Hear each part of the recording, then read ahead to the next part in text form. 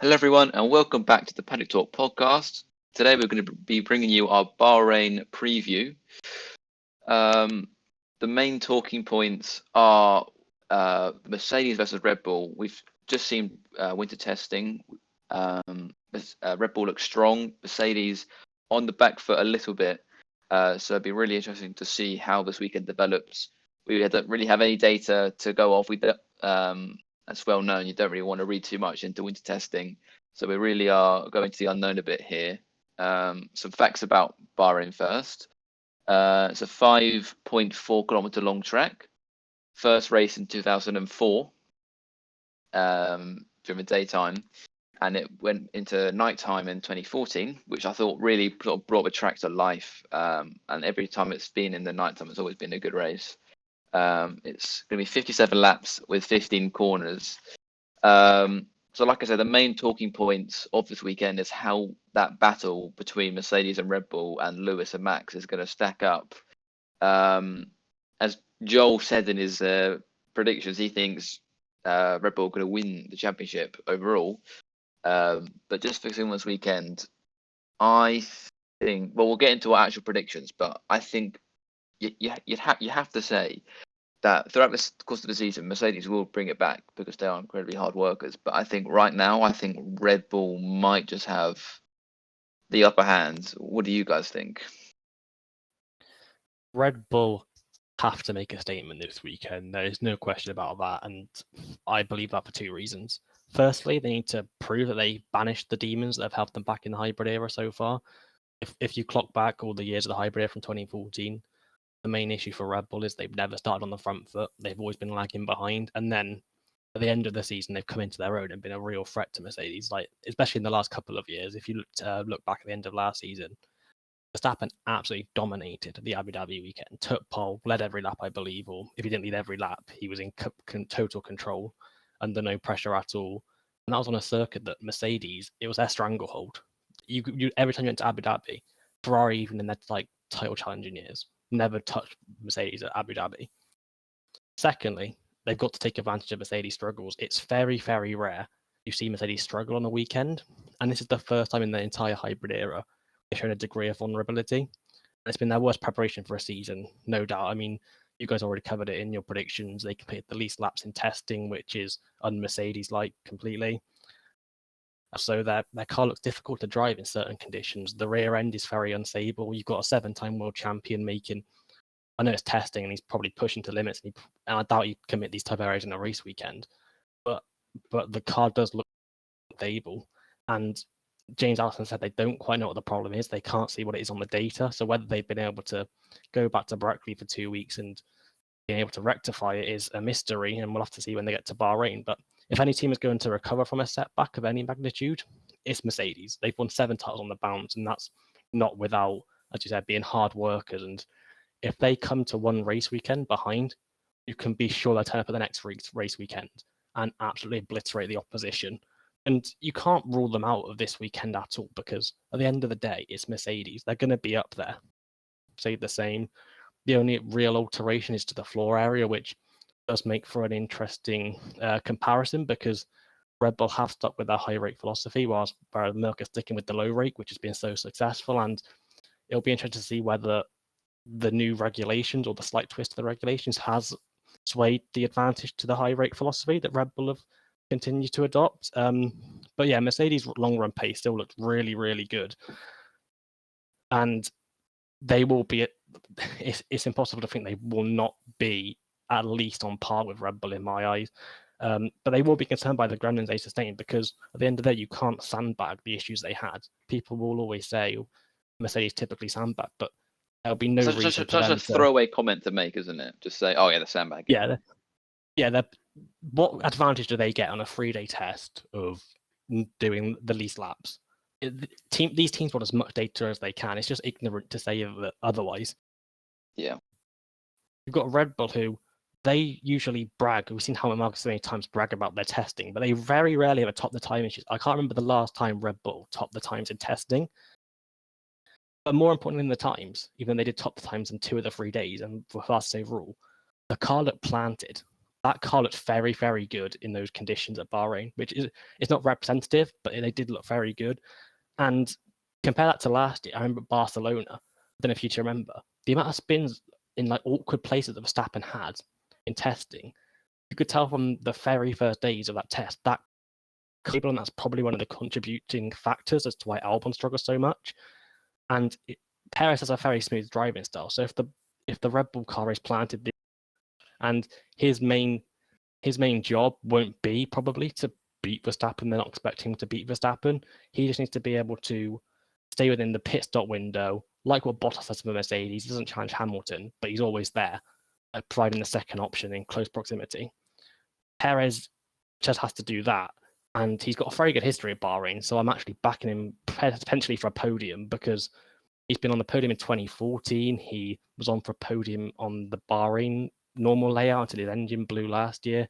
He won the Sakhir Grand Prix, so he's definitely got form there. So it could be a good hunting ground for him in his first Red Bull outing. And it's also a big test for Honda because they brought forward their 2022 engine package, and Bahrain's a power-sensitive track, so it'll be interesting to see whether they've been able to bridge that deficit to Mercedes over the winter.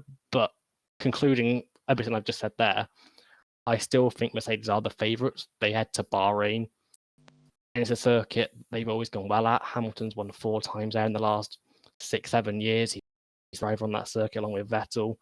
My main hope is that Red Bull can at least be within 2 tenths in qualifying and maybe a match in the race, because if they can, they are very good at developing as well as Mercedes, and we could have a title fight if they're that close.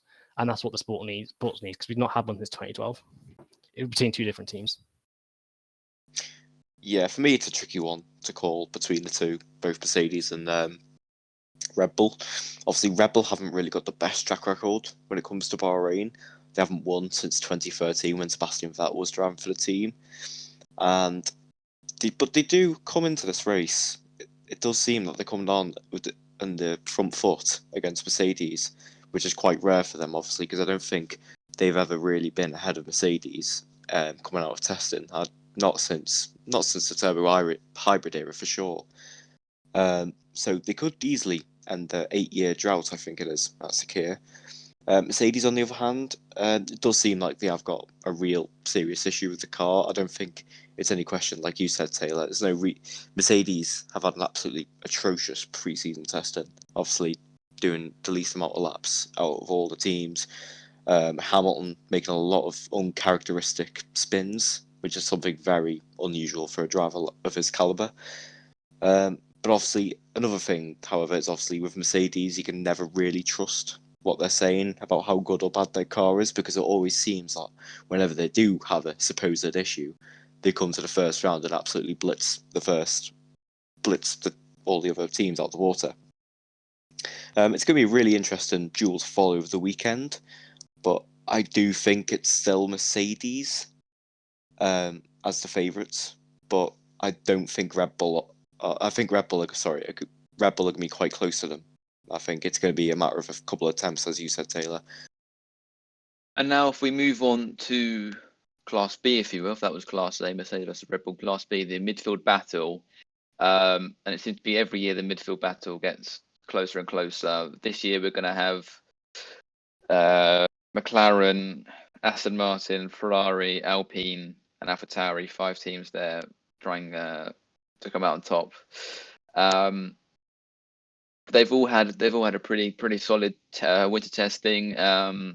Aston Martin, probably you would say that they've had a little bit more struggle. But one thing I will say, reading some articles over the just during the course of the week, and the amount of people that have written off Aston Martin is ridiculous. I was reading the power rankings on the F1 website, saying that they're the 7th best team, and I'm like, what? Like, how do you come to that conclusion? Stroll still did the 6th. Stroll still did the 6th most amount of laps. It's not like they did no testing whatsoever. They did about 15 less laps than McLaren, who was suddenly this all dominant force in the midfield. And it just seems, and they sort of try and cover themselves up as well. Like they say, oh, you're the 7th quickest, but this has got the most scope to go wrong. So they sort of cover both bases. So I'm a little bit annoyed at that because they've not just lost the speed. I think Sam Collins, who does the tech insight for F1, he said that it's probably the newest car on the grid, or the car that is the most different, because I think they've changed chassis, and they've got the new Mercedes suspension in. So I think it probably will take them a little bit longer to get up to speed. So maybe they won't be at the front of the midfield battle for this race, but I don't think you can count them out. Like we're saying with Mercedes, they might have struggled, but you can't count them out. Same with Aston Martin. There's no way you can just write them off like that. But going to the other teams, McLaren, they've looked really, really solid. They had a 4-5 here last year with Norris and Sainz. They have Alpine looked very solid with Alonso and Ocon, and AlphaTauri looked to be on terms with the car straight away. We saw that Tsunoda did the second quickest time, although that was quite a lot of big caveats with that, because he was on C5s and was opening the DRS way too early on the straights. And then Ferrari again. I think Ferrari is also a bigger unknown than a lot of people realise. There's still no one really sure where they sort of fit in. Some people think they're at the back of that midfield pack. Some people think they're probably going to be at the front. So again, we're just going to have to see for that. But honestly, I don't think we can pick who's going to be at the front of the midfield, because it's going to come down to a tenth, half a tenth, whoever just puts in the right quality, or whoever gets lucky in the race. So I think it's too close to call this one. What do you guys think? Yeah, that's your point, Aston. I totally agree with you. I think the people writing them off because they didn't do it. They didn't do any. Stroll did a couple of low fuel runs. Well, we don't know the fuel loads, but it's pretty evident they were going for a couple of fast laps. You got held up. They missed out the evening quali runs on day 3, which is basically so that's a fair point, but they can make that up in FP2. Like it's not a big McLaren. Deal. They were clear of McLaren long run pace. I think they were the third best team. So yeah, say they're going to be the 7th best team just because they missed out on a bit of running, and a few issues. It's like that's basically like coming to the same conclusion that Mercedes won't challenge Red Bull at all, and they'll be second easily because they didn't exactly the least laps. It just doesn't really. Kind of feel they're searching for a headline that's not there or like reaching, and a car with a Mercedes race suspension, especially one on the 2020 car, it's not going to be a bad car unless they've got it drastically wrong. And with the way they punched above their weight so many times, I don't think that'll be the case.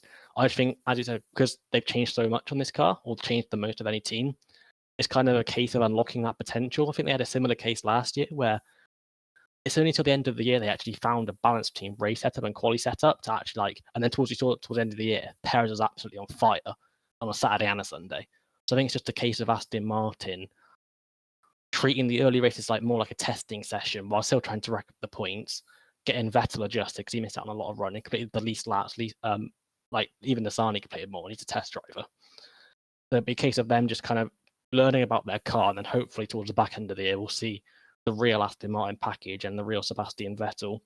McLaren do look the favourite, and that surprised me. Coming into testing, I don't think they plummet too far. I thought they might lose 1 or 2 spots in terms of where they might finish in the constructors, because the move to Mercedes engines is undoubtedly a move for the future. It wasn't a move for the immediate, the present, because they had to spend pretty much all their tokens on adapting their chassis to the engine, and even then, James Key said they couldn't fully adapt it. So they're not running on full power, or metaphorically, not obviously in terms of they can't turn the engine down. And their chassis hasn't had much work done to it, if at all, but very minor.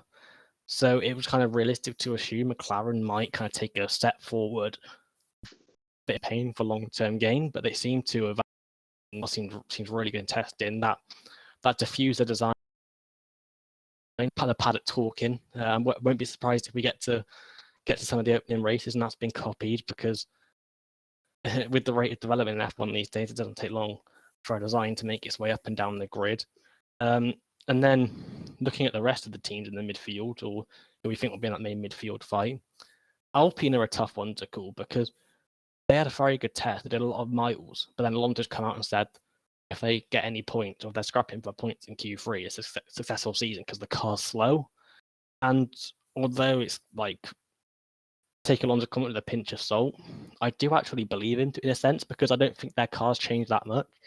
I know for a fact their engine package is pretty much similar to last. It's kind of if they're not just giving up this year, but they're kind of just like putting all their resources into 2022, which is understandable. And then AlphaTauri, I think they'll start the season strong. They definitely did a few glory runs in the testing that like Tsunoda and AlphaTauri are 10th off Red Bull.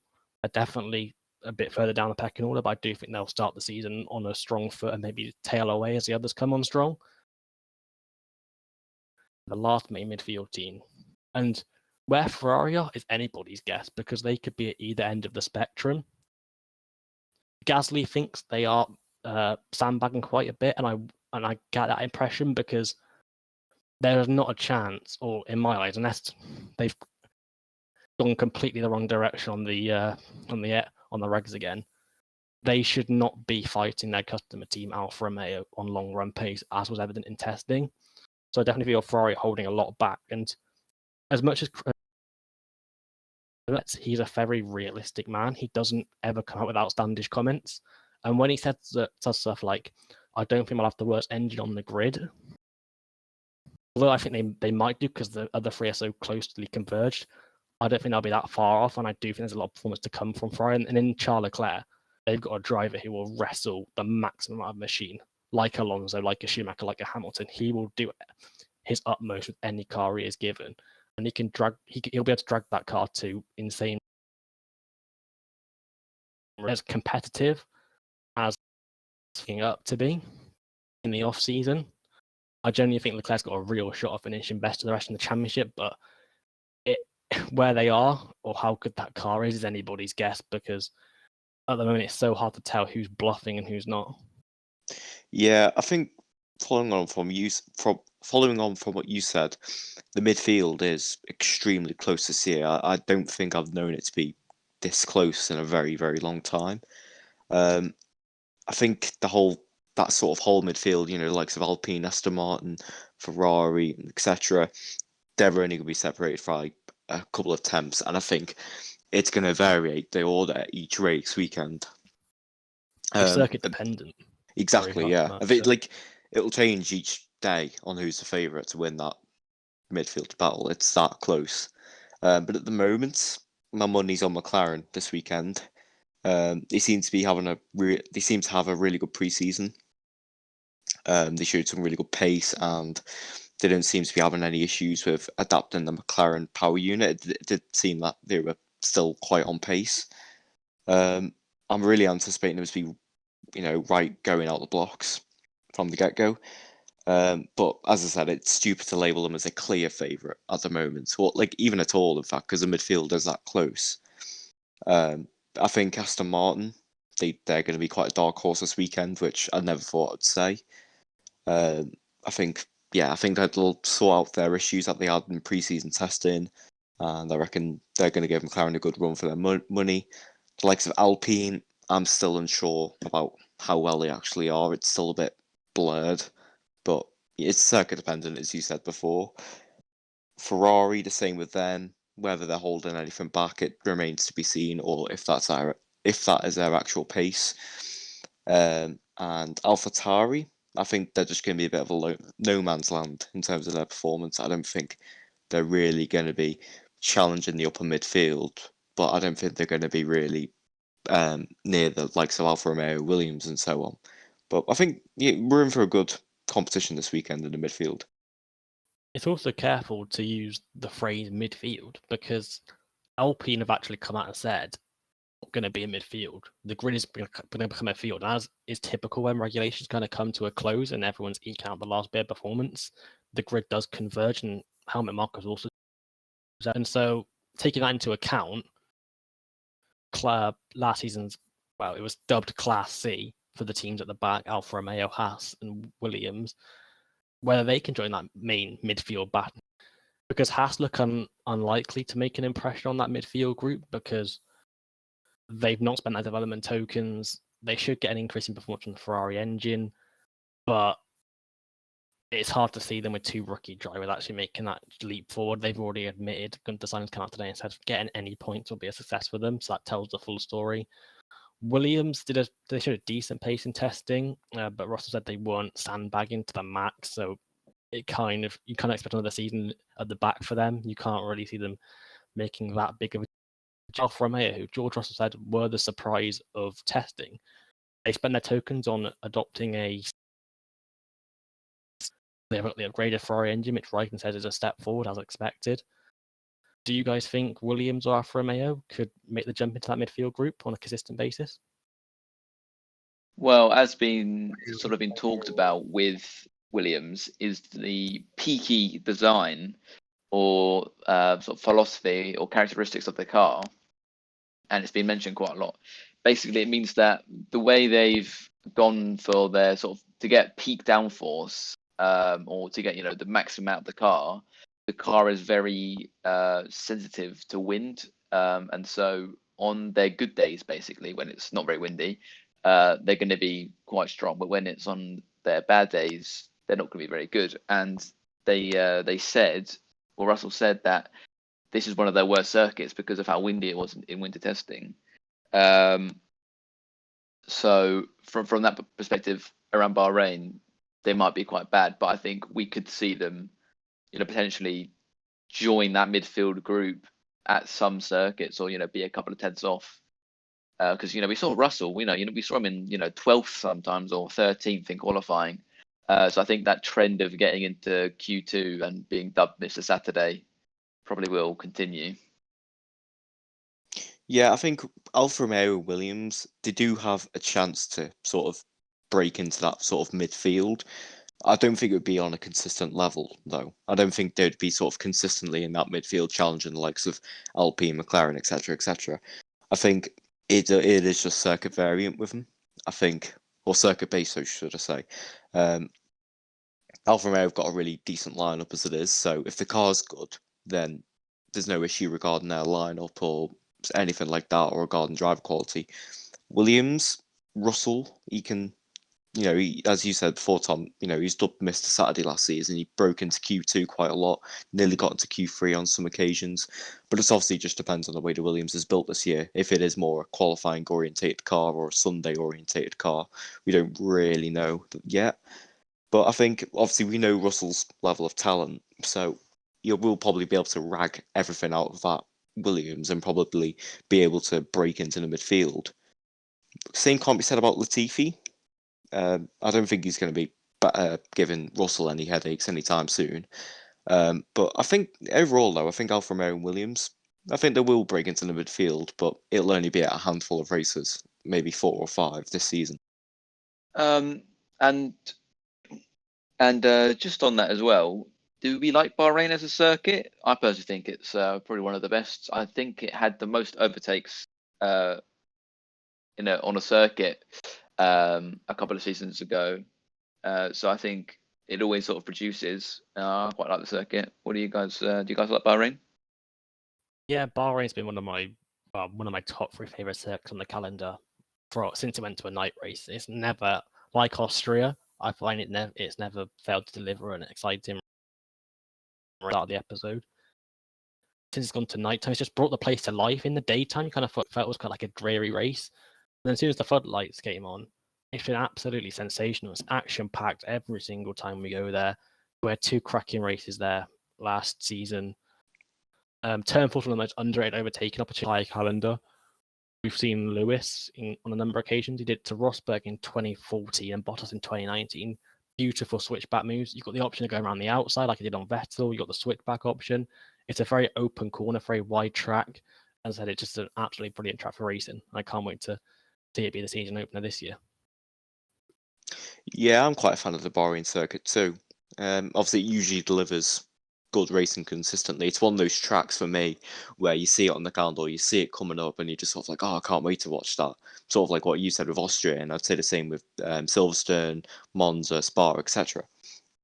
I think there's plenty of overtaking opportunities, but there's also that lovely sort of high speed corners you get, which really sort of show the G forces that these cars can take and the drivers can take. So it's a really nice balance of both. But yeah, I think each year it always delivers good racing, so I'm looking forward to it.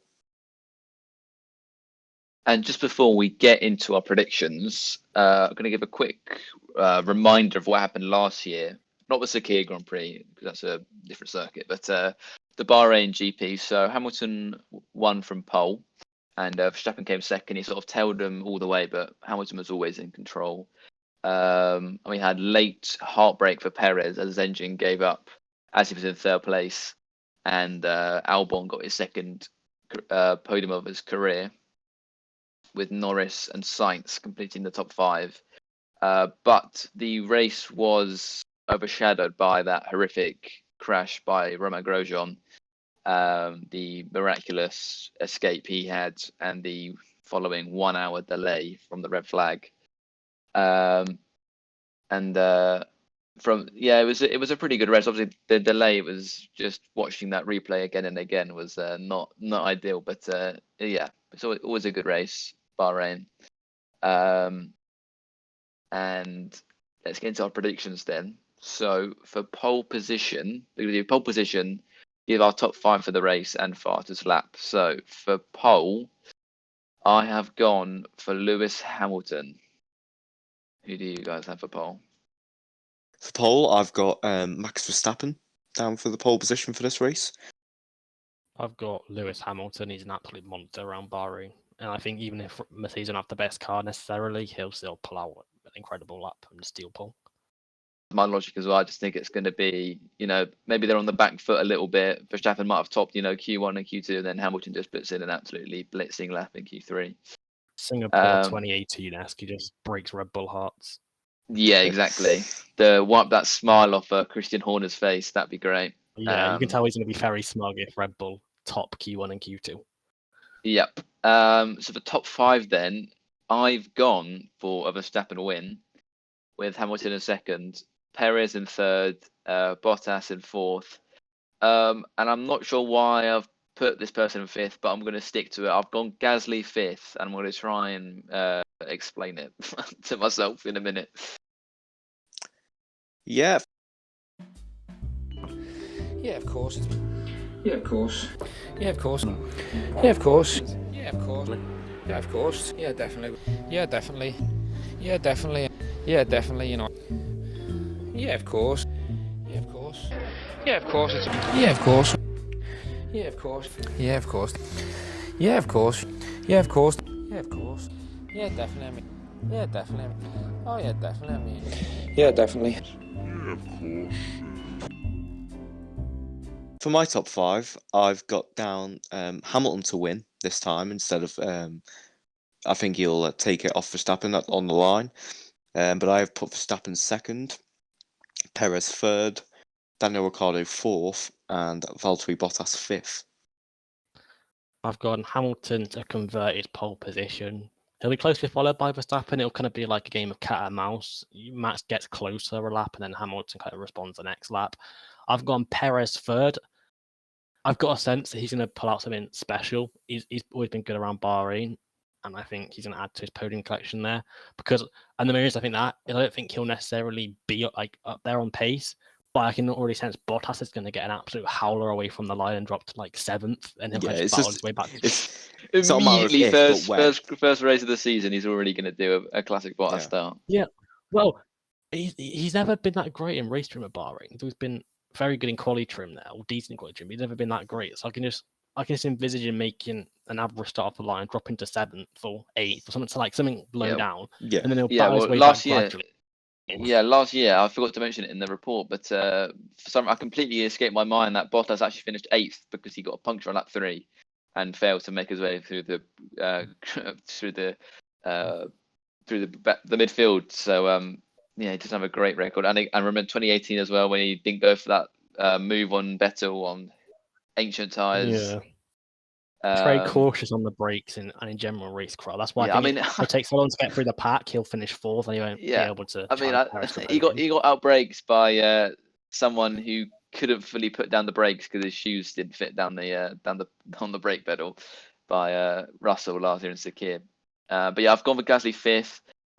We know how well Gasly did in 2018 when he came for 5th. I've gone for Daniel. Oh, you've gone for Ricciardo as well. Yeah, it was between Ricciardo. I feel like I've gone for Ricciardo fifth, mainly because Ricciardo's always been good around Bahrain. It's kind of been Yeah. underrated. He came fourth from quite low down in 2014 on his Red Bull debut there, and then in the Renault, I don't know if you recall, he could drive in 2019 before his car just completely shut down. So yeah, and I think Yeah. McLaren will have that advantage, the first quickest team. Yeah, but I've gone for Gasly because like I said, he came fourth in 2018, and he came sixth last year. And just as we said, I think that AlphaTauri might be really good out the blocks. So I've gone for him at fifth.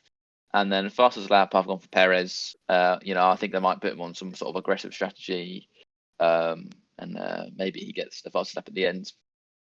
Yeah, I've gone Bottas. I think I said he'll be a distant P4 once he's fought his way back. Then Merck will just pay him for the extra point, stop Verstappen or Perez getting it, and that will be how it finishes. All right, so that has been our Bahrain preview. If you have enjoyed, make sure you like and subscribed. In the last video on the preview and predictions podcast, 92% of people watching that video were not subscribed. So if you're listening to this right now, if you've made it towards all the way at the end and you're not subscribed, what are you doing? Come on, just subscribe. We really appreciate it. And yeah, we'll be back with the review after the Grand Prix is finished, hopefully on sort of Tuesday or Wednesday. But thanks for watching and goodbye.